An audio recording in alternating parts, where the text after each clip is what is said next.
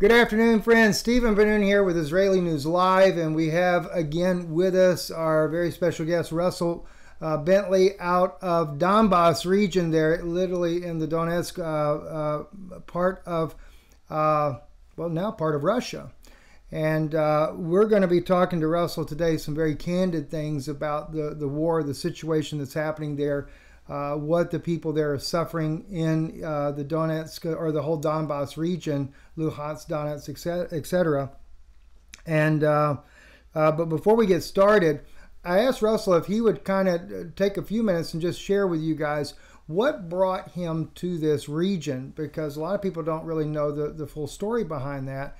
And so Russell, if you can share with some of the people there, what brought you to the Donbass region there? I guess what was it, 2015, I believe, is when you actually went there. Is that correct? Actually, in 2014. 2014. December of 2014. Well, first of all, thanks a lot for having me on again, Steve. It's great, always a pleasure to be on your channel. I have great respect for your work. You're a real honest journalist who gets the truth out, and you're a man who I respect highly and appreciate your work very much. Always glad to be on your channel. When I came here in December of 2014, I had seen the Maidan that began in January of 2014, actually a little bit earlier in 2013. I saw the attacks, how the coup d'etat happened. Victoria Nuland, Jeffrey Pyatt handing out the cookies to terrorists, to Nazi muscle men that were attacking the Berkut. Something very important about Maidan that a lot of Westerners don't understand is the Berkut riot police that were portrayed in the West as being, ruthless suppressors. They were completely unarmed. They had shields and they had billy clubs, but they didn't have guns. If what the Maidan terrorists had done in Kiev was done in the United States, these guys were shooting Molotov cocktails, shooting guns at the cops, whipping them with chains. If they had done that in America, they would have been mowed down with machine guns. There's no way that they would have survived, throwing Molotov cocktails at American cops or shooting at American cops. And the Berkut, the Ukrainian cops, during the Maidan, did not have firearms. They had billy clubs and shields. They were getting set on fire by Molotov cocktails, whipped with chains, smashed with concrete blocks. And so, to say that it was, the evil, repressive Berkut cops is a complete lie, man. I mean, what happened there, would have been answered with, mass murder by American cops in the same kind of situation. When I saw that happen and I knew what was going on, I knew that it was just, the last in a long litany of criminal wars of aggression, from Vietnam. Dude, I was born in 1960. I remember the Vietnam War, which was a criminal war of aggression by the United States against a sovereign country that had the right to defend itself, that had the right to determine its own future. And the United States went in there with B-52s, with, Army, 500,000 soldiers on the ground in somebody else's country to prevent them from doing that, And then, it came, Yugoslavia in 1990 under Clinton, the first Iraq attack on Iraq in 91. Then came Syria, came Libya. I mean, Libya was the most prosperous country in all of Africa under Muammar Gaddafi. It was destroyed by NATO and U.S.-led coalition. Muammar Gaddafi, the greatest African leader of the 20th and 21st centuries was brutally murdered on video by Western mercenary terrorists. And now the country of Libya, which was the most highest standard of living in Africa, is now a hellhole with slave markets and warlords and, an ongoing, to this day, civil war. And when that happened after Libya, I was ashamed to be an American citizen anymore. And then when I saw Ukraine happening, the Maidan coup d'etat, and then immediately after, the puppet government was installed, which Victoria Nuland, in her famous intercepted phone call with Jeffrey Pyatt, where she said, F the EU, an idiot said, oh, she's saying F the EU. But they missed the most important part, which was that every person that she told to Jeffrey Pyatt, the U.S. ambassador to Ukraine, she said, I want this guy in this position, I want that guy in that position, I want that guy in that position, I don't want this guy, we'll let him be the mayor of Kiev or something, put him on the sidelines. And every single person that she mentioned in that phone call was put in exactly the position that she said she wanted him in that phone call. So, you talk about democracy, it's like a joke or something, this is a foreign government coming in and saying, okay, this guy's going to be the president, this guy's going to be Minister of Finance, this guy's going to be, right down the line. Right. So it was a puppet government, and as soon as it was installed, they started committing war crimes against the people in Donbass in the east who refused to submit to this Quisling government. And they sent, and you understand at this time, this was the Obama regime. Joe Biden was president. This is back before he was completely senile. And he was the point man in Ukraine. And every war crime in this war, especially in the early days, was on his orders. Nothing happened in Ukraine in 2014, 15, 16, 17 that wasn't specifically on the orders of Joe Biden and the deep state. And there were horrific war crimes that were committed, including, of course, MH17, which was a Ukrainian Nazi U.S. Secret Service false flag. The Ukrainians shot down that jet on the orders of the U.S. deep state in order to make a false flag and blame it on Russia. That was in 2014.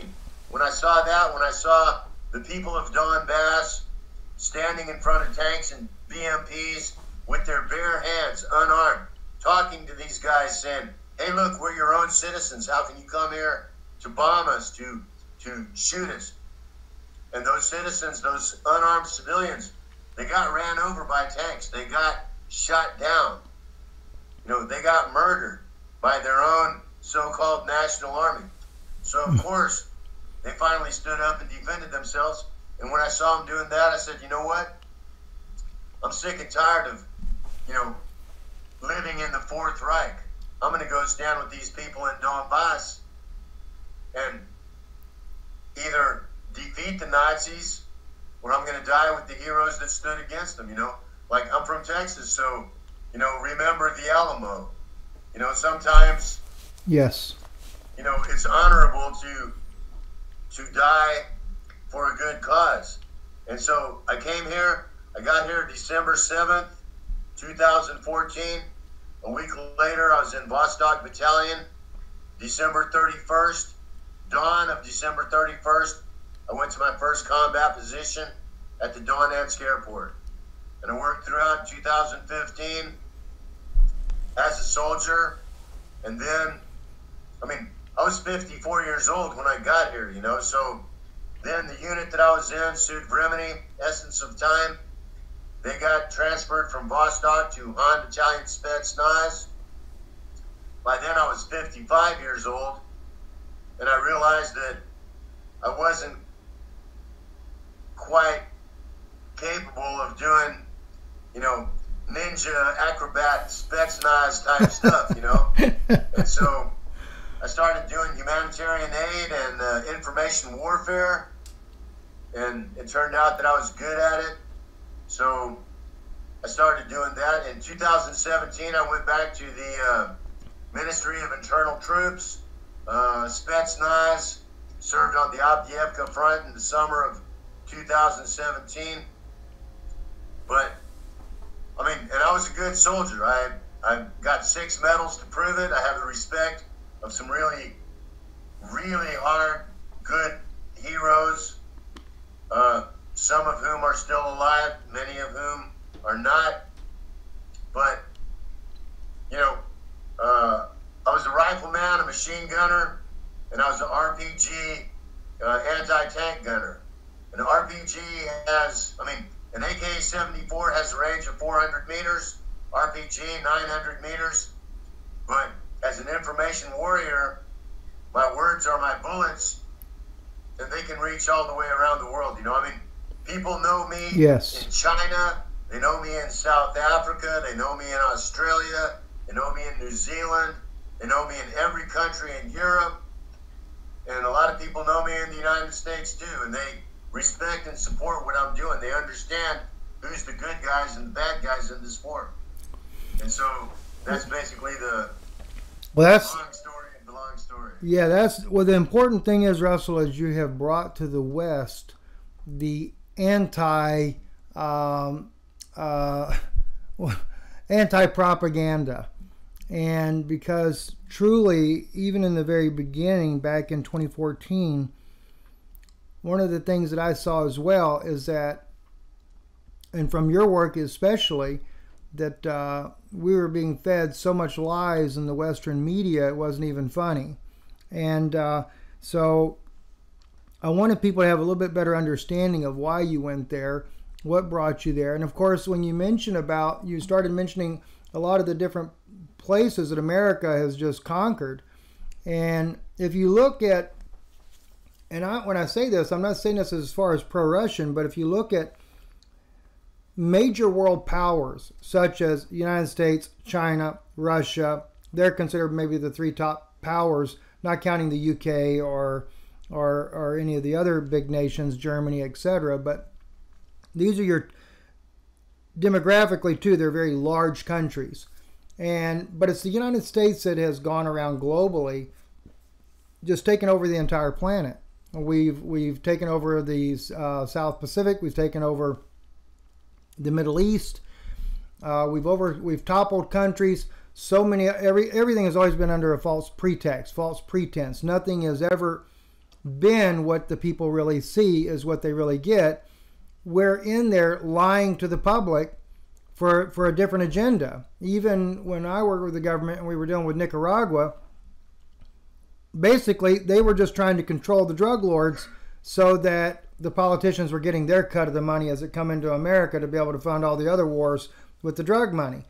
So it's all smoke and mirrors. And yet, unfortunately, especially amongst the evangelical Christian community of America, who are the ones that are supporting these, the presidencies, etc., to fund all this war, they're being lied to. Well, I shouldn't say they're being lied to. Some of these puppets are actually out there. I just got a message in from Israel. No lie, Russell, while we were talking before we came on, I got a message in from Israel saying that you would be shocked to know how many evangelical, well-paid preachers are funded by, whether it be your CIA, our Mossad, etc., to be able to push the agenda forward. I'm not even going to go there right now because I haven't had a chance to digest that. But it's true. And the same thing with Syria, the same thing with Ukraine, and the murderous false flags that they're willing to do to get the American public to say, oh my God, I can't believe Russia just did that. Or, oh my God, I can't believe Saddam Hussein did that. Or, as you mentioned, Muammar Gaddafi. They hated Muammar Gaddafi because he was willing to give free water, free electricity, and pay all the people a little subsidy from the oil revenues to the entire population. They couldn't have that. And so a lot of the people that, in my mind, growing up, were all bad guys, you find out later they're not as bad as what they were portrayed to be. And not only not as bad as they were portrayed to be, but I mean, Americans could only wish that they ever had a leader like Muammar Gaddafi, who, I mean, gasoline was 14 cents a gallon in Libya. When the Libyan government imported cars from Korea and Japan and subsidized half of the price. Libyan citizens paid half price to buy a car there. You know, I mean, yes. Medical was completely free. Housing was completely free. You know, everybody had a right to their own house. You know, residential electricity was completely free. Completely free. Yes. I mean, and people in Europe should think about that now, you know, when you consider, I mean, and in America too, when they consider the price that they're paying for electricity. Muammar Gaddafi said our government, you know, electricity, you know, having a place to live is a human right, but it's no good to have a place to live if you don't have electricity in it. So that's part of the deal too, you know, along with water, along with all that stuff. I mean, everybody that the United States has been against, you know, like you say about Nicaragua or something, you know, I mean, the history of that. Anastasio Somoza was, you know, he was like a South American Hitler, dude. He was a total dictator, a ruthless suppressor, you know, torturer, murderer, the whole 9 yards. I mean, anyone that was against his regime was arrested, tortured, and killed. Period. Yes. I mean, you know it, I know it. El Salvador, same story. You know, and so it's basically Western mass media. The only reason to watch it is to understand that whatever they say is the opposite of the truth, the exact opposite of the truth. Exactly. You know, and a good example of that, I mean, since the special operation started, you know, last February here in Ukraine, the Western media, dude, there's been multiple, I mean, I'm talking like, as in dozens of instances that I can send you and show you where the Ukrainians have bombed Donetsk, and photographs or videos of those attacks have been made from here, and they're published in Western media the next day under the headline, Russia continues to attack Ukraine. I mean, and that's not a lie, that's a damn lie. That's the exact opposite of the truth.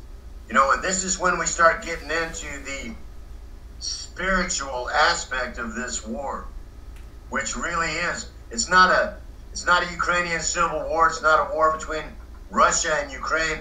This is a war of evil against the future of humanity. Right, right. And it really is, dude. And we're talking about, there's verses from the Bible that come to mind and really apply, you know. You are of the devil, and he is the father of lies. And all he does is lie. He kills and steals and murders, you know, and destroys. And that's what we're seeing right now, you know. I mean, and you look at this stuff, you know, all this, you know, Ukraine is the #1 producer of child sex slaves and human organ trafficking in the world today. Wow. Can you tell us a little bit about that? I did not even know that. Dude, it's been going on. In 2015, Mikhail Saakashvili, the ex-criminal president of Georgia, who's in prison in Georgia now, was brought to Ukraine. He was given Ukrainian citizenship. He was made the governor of the Odessa Oblast, like the state Right? of Odessa. And Odessa saw immediately after he was put into power a increase by orders of magnitude of children disappearing off the streets, you know. And Odessa, you know, for hundreds of years has been like, you know, Marseille in France, or, you know, I mean, it's been like, you know, a bandit port, you know, I mean, a lot of, you know, evil stuff has gone on there over the years, over the centuries even. But since Saakashvili came in, it, you know, expanded exponentially, you know, and it was mostly little teenage girls, some boys, and they just went to school one day or went to the store, never came home. The Red Cross in 2015 in Donbass was actually kicked out from the DPR because there was very compelling evidence that they were making money, that, you know, that they were harvesting organs from freshly dead and even not quite dead soldiers. And that's going on again today, dude. I mean, the death toll in the Ukrainian army is horrendous. You know, the conservative estimate in the last year is 140,000. Wow. What, Russell, what happened? What is happening to the children? I know if they're disappearing, does anybody know, or has anybody been able to figure out where they're taking these children? Where do you think, bro? Where do you think? I mean, and it's hard to even imagine, but, you know, it's like when the DPR army liberated Mariupol, the Azov battalion was there and had been there for many years. And they captured several thousand of them. They were hiding in the Azovstal steel plant underground. And when they surrendered and they came out, our guys made them strip down and they looked at their tattoos. And of course, a very high percentage of them, you know, had swastikas, they had the SS runes, they had, you know, Hitler and Himmler, you know, pictures tattooed to their bodies. But also a very high percentage of them had satanic, you know, pentagrams, you know, the goat head and all that kind of stuff, Right. you know. I mean, and it's true, and I mean, the photos exist. It's not like I'm making this up or, you know, exaggerating. You know, it's a fact. You can go look it up if Google hasn't erased it all yet.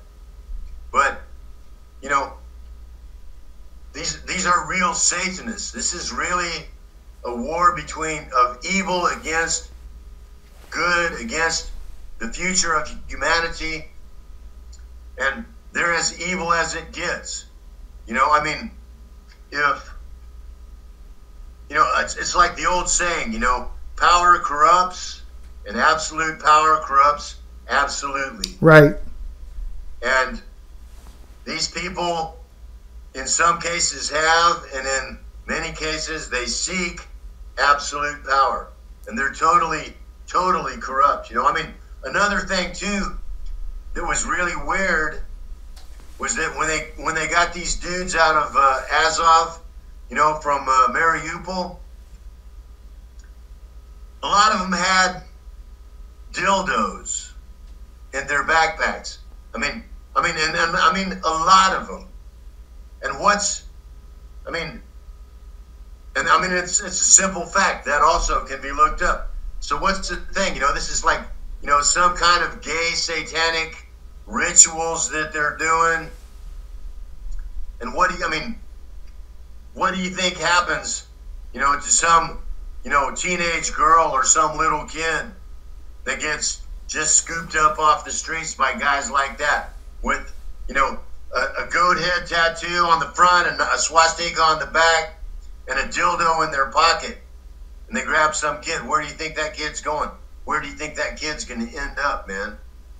And this, I mean, and dude, I don't know if you've ever seen like Hunter Biden's laptop, the stuff that was on that.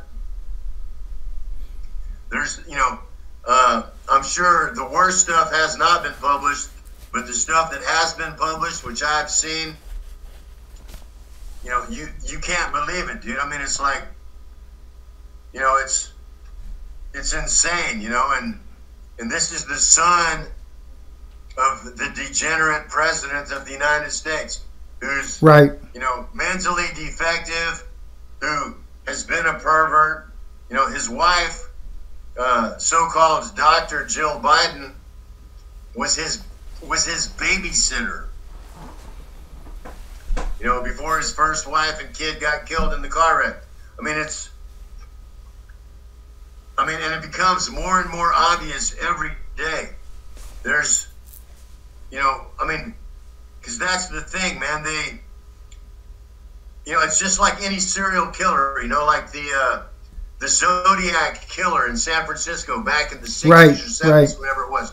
You know, and he was out there just murdering, you know, torturing, killing people, and he was writing letters to the cops, you know, because these people, I mean, it's not fun just to be secretly evil. You have to show, you have to rub it in people's face. You have to say, yeah, I'm the evil, you know. I mean, it's like, you know, Kevin Spacey, man. He's supposed to be like a real, you know, he's got all these sexual harassment things. You know, he's a gay dude, whatever. You know, harassed all the people on his movies and stuff. You know, and it's like in, and you know, and once you understand that, like, that Kevin Spacey is one of these people, and then you go back and you watch a movie like The Usual Suspects about Kaiser Soze. Yes. You know, where he says in that movie, and you watch that where he says, he goes, you know, the greatest trick that the devil ever pulled was to convince people that he didn't exist.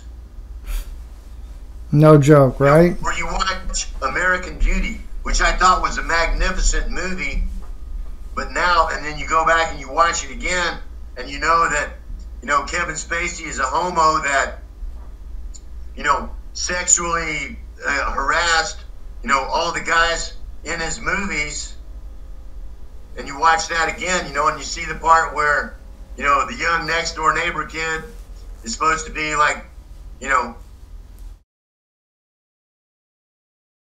whatever, filleting him, as they say, and then, you know, the dad comes up and kisses him later, and he's like, oh, I'm not gay.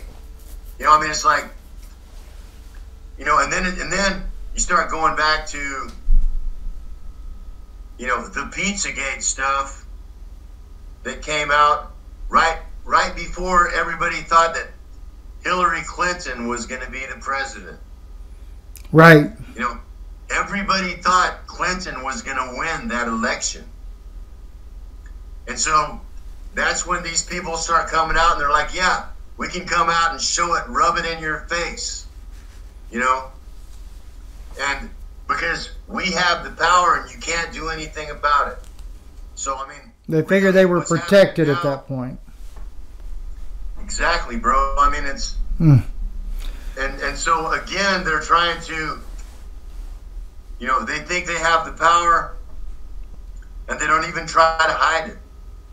I guess when you're dealing, Russell, when you're dealing with a war in a war-torn area, it just makes it that much easier to get the victims, and in this case here, little children and stuff, little teenage girls and boys and stuff like that, and to exploit them. And so these elite pedophiles are taking advantage of that. And that didn't even cross my mind to start with. So I'm glad we brought that out. There are two things I really want to touch on with you while I have you today too. MH17, we're going to go to that in just a moment. But one thing I wanted to ask you about, and I know this from my side of the circle there, and I want to discuss this with you as well. There was a report that came out a couple of weeks ago where they say, quote unquote, Ukraine launched an attack.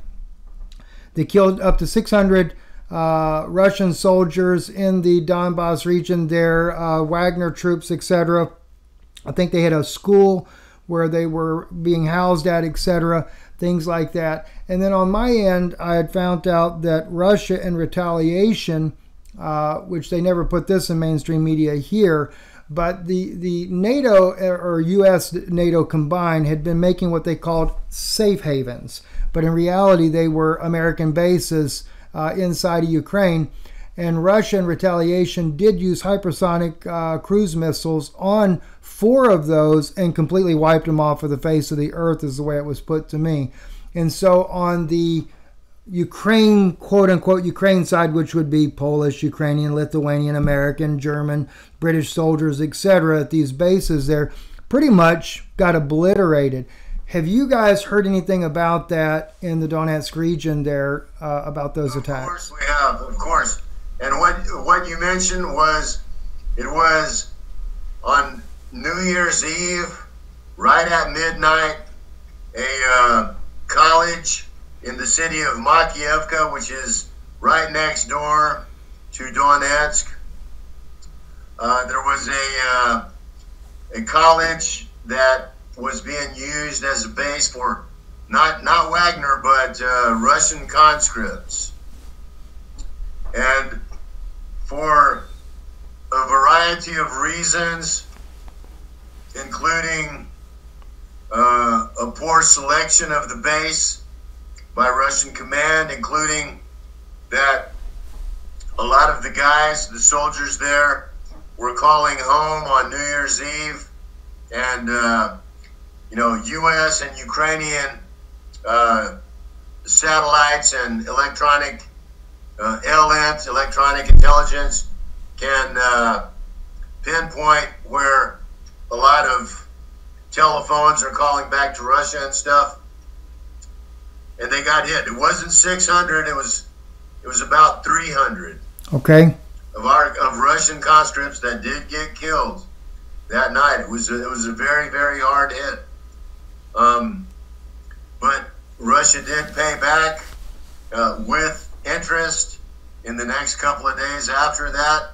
And like you said, it was probably over 1,000 of very elite mercenaries, Polish and American and British, and top echelon special forces of the Ukrainian army got smashed. And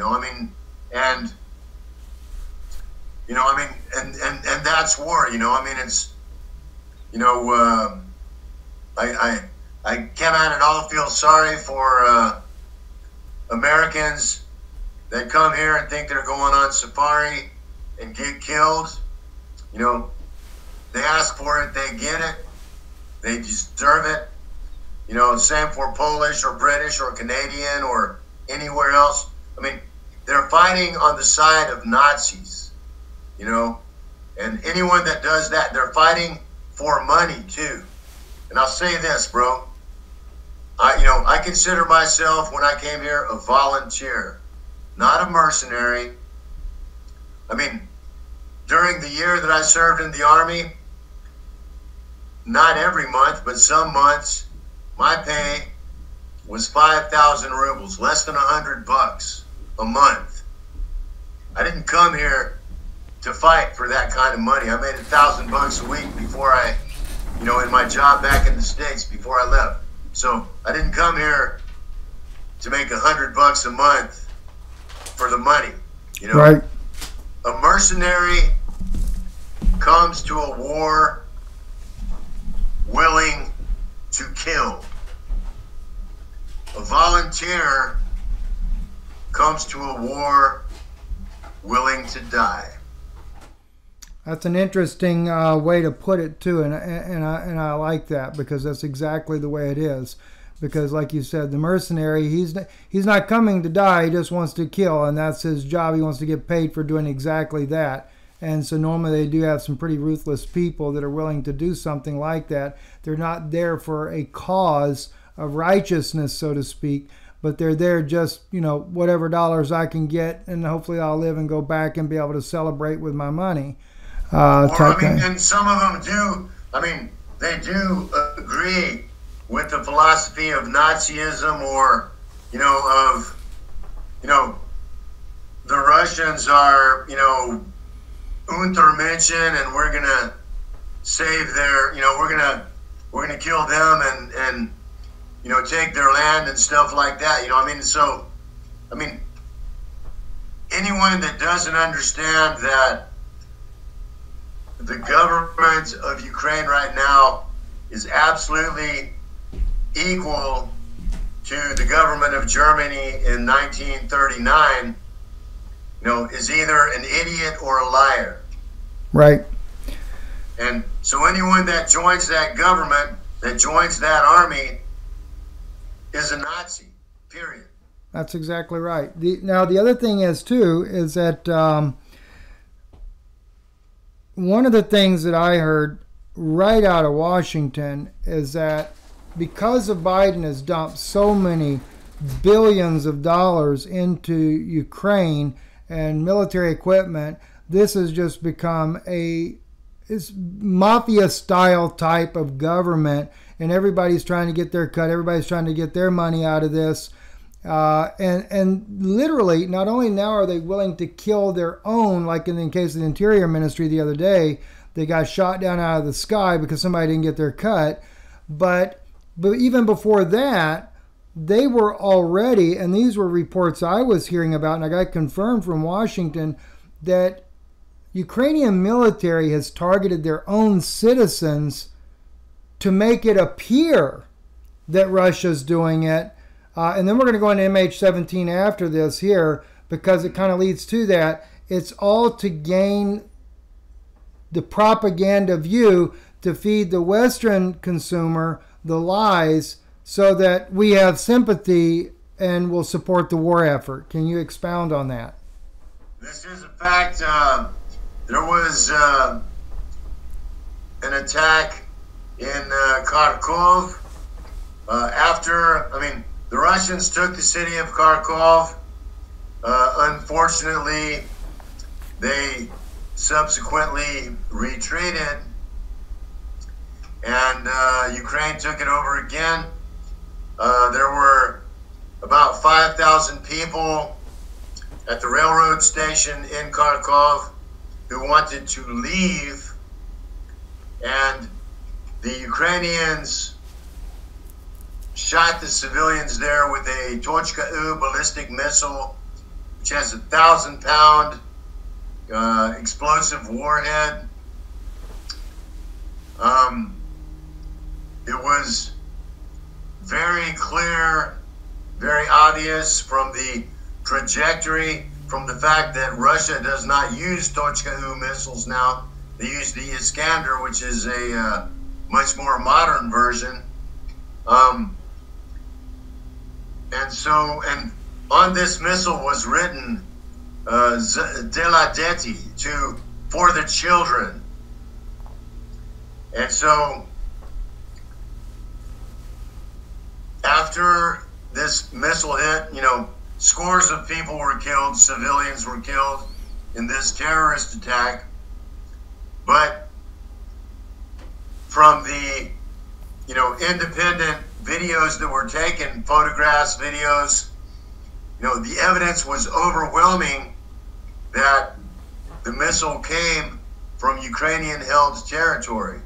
So it became very, it became indisputable, looking at realistic evidence, that the Ukrainians bombed a city that was under their control. Kharkov is mostly a ethnic Russian city, but the Ukrainians bombed it, in another false flag, And So what happened was the videos that were going around that were indisputable proof, not evidence, but proof, that the Tochka-U missile had come from Ukrainian-held territory. These videos were going around. And then somebody put all these videos together, montaged them together, you know, and then put the BBC logo, and then started sharing it, you know, on pro-Russian media channels. And they're saying, hey, look, for once, the BBC is telling the truth, you know. Look, the BBC is showing all the proof, you know, that the Ukrainians bombed these civilians. And it got spread around for 24, 48 hours. And then the BBC comes out and they're like, that's not us. We didn't make that video. You know, that's fake. You know, the BBC logo is fake. We didn't make it. So what they did is they took real evidence. Somebody took the real proof, and then they threw a BBC logo on it and spread it around, and then they discredit the truth, the proof, by saying, oh, well, you know, the BBC didn't make it. So then idiots, you know, that hear about it, they're like, oh, well, you know, the BBC, you know, it's all fake because the BBC didn't make it. So they took all the real evidence and discredited it just by putting the BBC logo on it. And there's been many, many cases where Western media has taken photographs or videos of Ukrainian army attacks on Donbass, on Donetsk city, my city where I am right now, where I've lived for the last 8 years.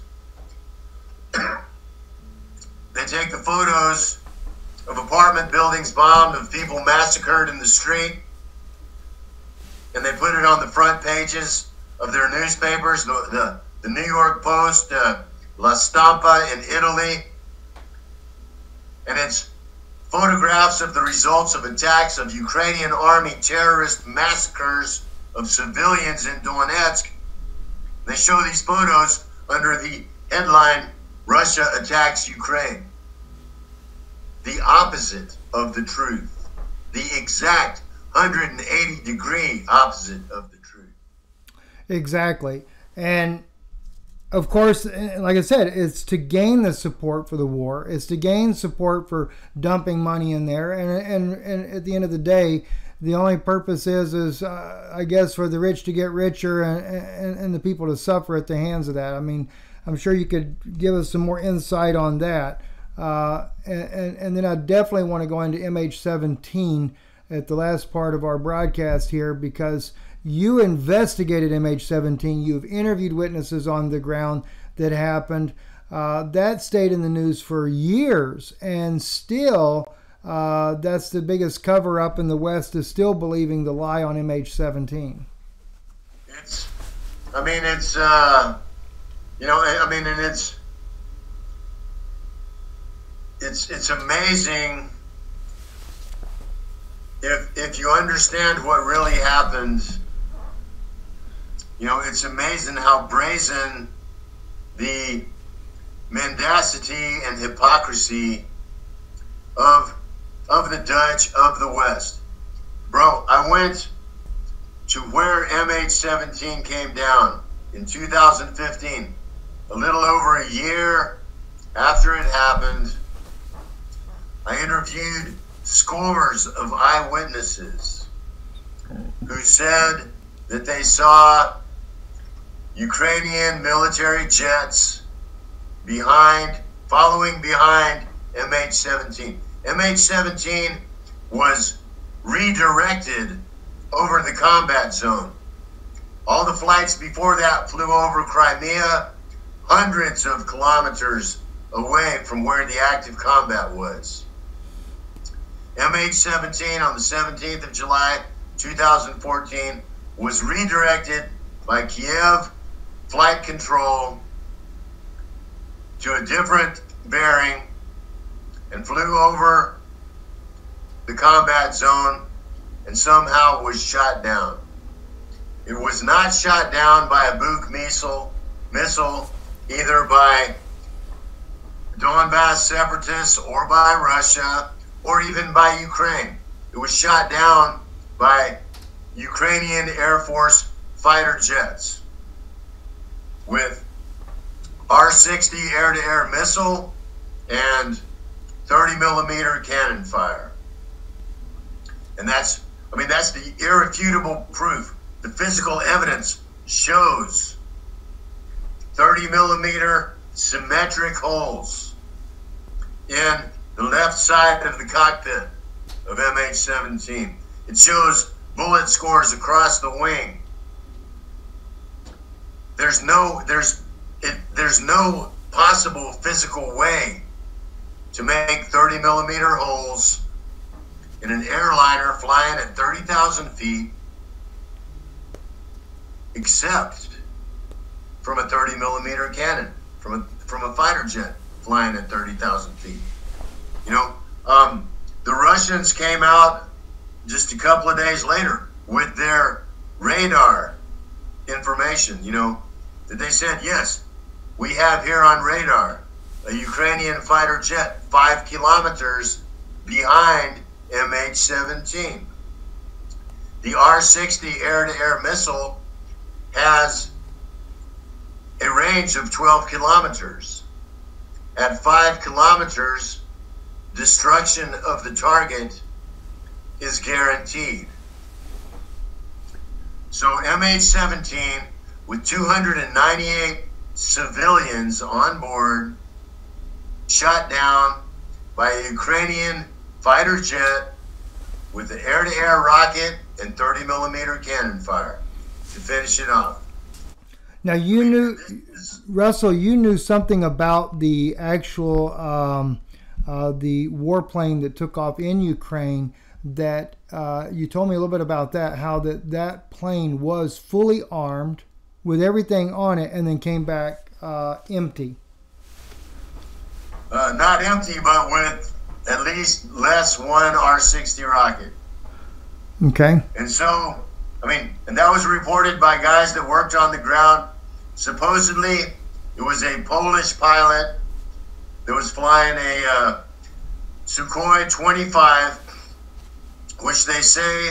which some people say can't be flown at 30,000 feet, but it can. And, and so the Polish pilot that was accused of being the one who shot it down, he supposedly committed suicide shortly thereafter. There was a Spanish air traffic controller in Kiev whose name was supposedly Carlos, who tweeted a bunch of stuff saying that as soon as MH17 was shot down, the SBU came to the air traffic control tower in Kiev and took away all the documents and information recordings, and then Carlos disappeared shortly thereafter too. I went there in October 2015, interviewed scores of eyewitnesses. Every single one of them that I talked to said, yes, there was a Air Force jet flying behind MH17. These aren't like, KGB spies or something. It was old grannies that were out, digging their potatoes, they had no reason to lie. And, I'll send you the video, bro. You should watch it. You've done a documentary on that. We'll put that in the description here below. Well, it's not. Remember, my YouTube channel has been deleted. Okay. So if you want to post it on your channel or somewhere, we'll reload the entire thing. We'll put it on iConnect where they can't remove it, and then we'll put it out there in 4 languages of the work you did on that, Russell. I would love to be able to get that information back out to the people. It's compelling, bro, and it's not my work. It's It's the words of the people. Yes. And it's in it's with English subtitles and Russian subtitles. Dude, it's one of the videos, the most important, best videos I ever made. Russell, why did they take down MH17? Other than the false flag, why would they take it down, this particular plane? What other reason besides the false flag do they need? They wanted to use it. And you know, there's also a very strange video that was made by Christine Lagarde, the head of the IMF, like a month before that, saying, oh, just wait, the magic number 7. She says, you're going to see the power of the number 7. And it was MH17 in July, the 7th month, on the 17th day. The plane was a 777 Boeing. I mean, dude, it was, I mean, the whole idea was to, I mean, the plan was for the plane to crash in Russia. And then to call in NATO, you know, to say, you know, that we have to, you know, go in and take the evidence, you know. So, I mean, the fact, I mean, the false flag was, I mean, it was worth multi-billion dollars. Right. You know, it was going to be the excuse for NATO to come into Ukraine and even to attack Russia. So that was their first attempt to really try to put boots on the ground in Ukraine, and but that, of course, it never went quite as successful as they were hoping for. So, but they never stop. They just keep right on going until they get what they want. And the question really remains, and I'd like to ask this in closing, Russell, is how do the people of Donbass region feel? Do they feel like that President Putin will stay the course? And I mean, it seems to be that he is, from everything that we're looking at. I mean, he's pouring everything he can into this region, and there is a huge death toll price being paid. Both sides are paying that price. And as I was told from my colleagues there, is that the types of weapons being used in this war are massive. So when there's loss of life, there's a large loss of life every time. That's true. And, you know, I mean, the people of Donbass are the most patriotic Russians that there are, and have been known to be for more than 100 years. I mean, there's a poster that was published in 1921, and it says, Donbass serce Russia. Donbass is the heart of Russia. In 1921, right after the end of the Russian Civil War between the White Guard, the monarchists, and the Red Army.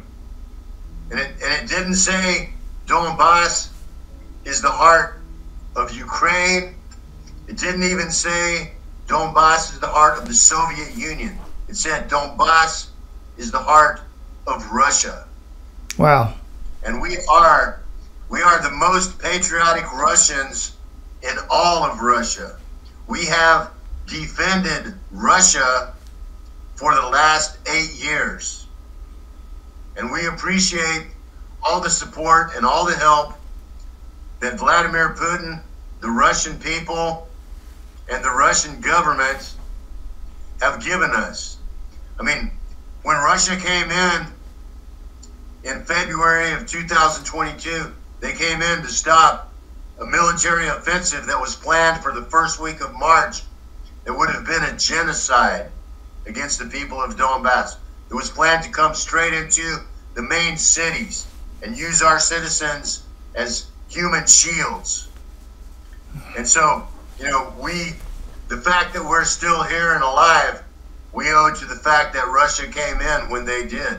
And we appreciate that, and we never forget it.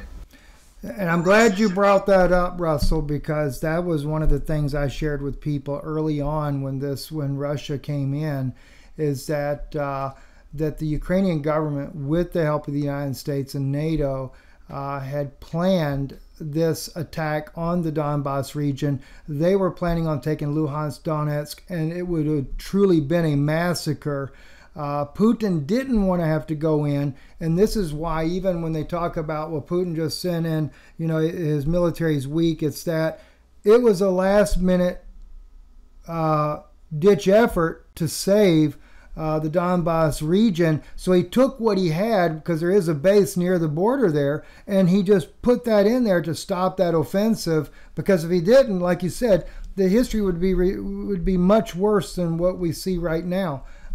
So it would have been equal to the German Nazi occupation during the Second World War. Right, and Putin knows from the history of what happened in the Second World War, and he doesn't want to see that repeat again. So regardless of what side people think about this, there's always two sides of the story, and this is what we're getting from you. In closing, if you could, I know that there is a 501c3 humanitarian organization that Americans can support the people that suffer in that region there, that they can do, and they don't have to worry about it's not a war issue to where, oh, you're supporting this side or that side. Can you share that with the people, Russell? Sure. It's called Donbass Humanitarian Aid. It's based in Florida. It is a 501c3, completely legitimate, completely legal. There's no any kind of repercussions. In fact, you can deduct your donation from your taxes. It has been in operation since 2015. They work only with civilians. They help particularly concentrating on children, orphanages, kindergarten schools that have been hit, families with large, numbers of kids, stuff like that. Donbass Humanitarian Aid. It'll come right up if you Google Donbass Human Aid. I can vouch for them. They're 100% legit, and every person that works in that organization is a volunteer. They don't get paid. They don't take a single dime. Every dime that you donate to that cause goes to help innocent civilians and kids, especially in Donbass, who have suffered from this war. As for me, I'm like the second most censored guy in the West after Alex Jones, who's also my homeboy from Austin, Texas. We don't agree on everything, but we do have a lot in common. I got kicked off of Twitter in 2016, Facebook 2019, LiveLeak 2018, YouTube in 2022. I made a video at the front with a Russian column of liberators, and it got a couple of 100,000 views in one day. The next day, my whole YouTube channel that I had for 12 years was deleted, disappeared completely. I have Telegram, which is like the Russian version of Twitter. I highly recommend it. If you want to find uncensored news from all sides, that's a place to go right there, Telegram. There's hundreds of millions of members to it, and many of them are English and Western, English speakers and Western people. Also, I'm on VKontakte, which is like the Russian version of Facebook. Again, highly recommended. Facebook is just getting more disgusting and disgraceful by the day. It's just kind of a joke now. Anybody, people that really want to know what's going on, they don't go on Facebook. They go on VKontakte and Twitter. So that's where that's where I am. If that's where you want to go, if you want to see uncensored news, I'll send you the links. You can put them in the description. Man, Steve, it's really always a pleasure to be on your show, and I really admire admire what you're doing, and I really appreciate it too, man. We appreciate you as well, Russell. I'll put a link to your VK account in there, and as soon as I can get on Telegram, I'll also add that because I'll get that signed up too. So thank you for being with me, Russell. I appreciate it. Give our best to your wife and to the people of Donbass there. We certainly pray this war will come to an end as soon as possible so you guys can get back to a normal life. So, amen, brother. Be safe, my brother. Thank you guys for watching. Stephen Ben-Nun with Israeli News Live with Russell Bentley out of Donetsk, Russia. And I certainly appreciate all the work that he does. Look him up. Support the work that they're trying to do there the best you can. God bless you, and thank you for listening.